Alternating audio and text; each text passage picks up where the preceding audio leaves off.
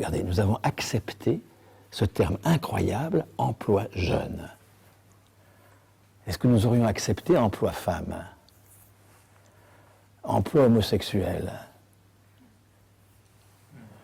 Vous voyez, quand une caractéristique biographique, jeune, vieux, femme, homosexuelle, quand une caractéristique biographique devient une notion qui accourt dans l'espace public pour caractériser une action publique, il faut être extrêmement prudent.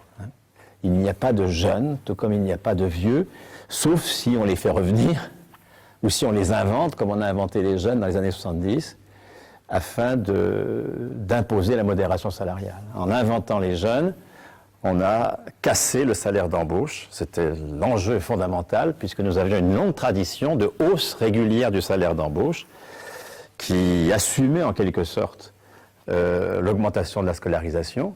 Et cette hausse régulière du salaire d'embauche était la matrice de la hausse régulière des salaires.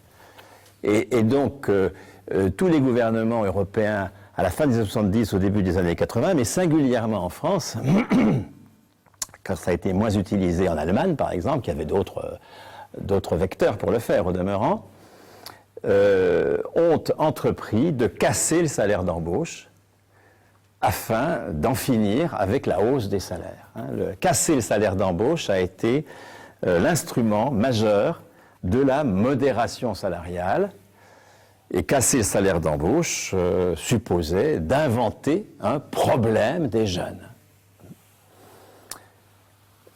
Vous vous rappelez, le problème des jeunes, c'était prétendument qu'un jeune sur 4 était au chômage et que face à ce malheur, mieux valait un petit boulot que rien du tout.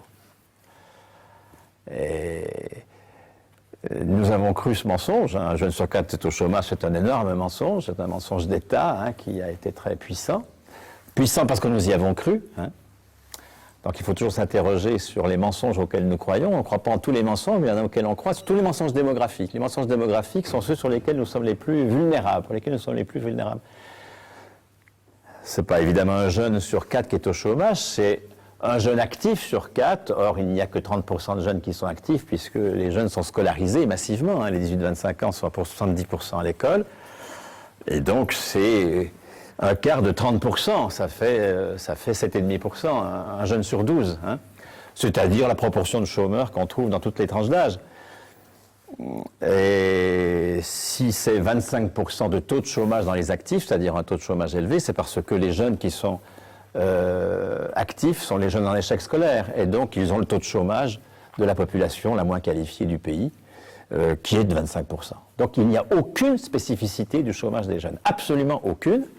Elle a été inventée, répandue, ce mensonge a été massivement martelé, et ça a permis de mettre en place des mesures jeunes pour sauver l'emploi des jeunes. Et aujourd'hui, le salaire d'embauche est de moitié de ce qu'il était en 1975. Moitié. Si nous voulions retrouver les salaires de 75 à 25 ans, il faudrait doubler les salaires d'embauche. Et vous voyez tout l'appel d'air que ça ferait sur l'ensemble des salaires.